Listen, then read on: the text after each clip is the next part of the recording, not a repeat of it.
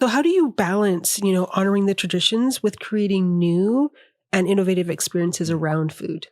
It's always a bit of a tricky part, but I always like to think that culture is a bit plastic, or it's plastic, it's elastic, Mm. it's ever changing.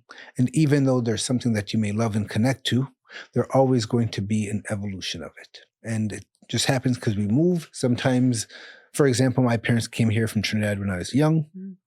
And so their idea of Trinidad and Trinidadian food is going to be very different than my idea of Trinidad and Trinidadian food because I went when I was much older. So I got a very different version of it. And so keeping that in mind, we try to make sure that we're doing things with care, with respect, with the way of honoring the past, but not saying that because it was done this way before, it can only be done this way in the future. Mhm. Again, it's about that idea of dreaming and imagining what you want to do and want to be and what you want to create. And there's a delicious tension, I will say, in creating something new that maybe is a bit unfamiliar or in an unfamiliar form, but definitely still has that familiar flavor. With creating new innovative experiences around food. I think it really comes down to, do you like, do you respect, do you appreciate what was there to begin with? Because myself, I'm from Trinidad. My wife is part Kenyan, part Malian.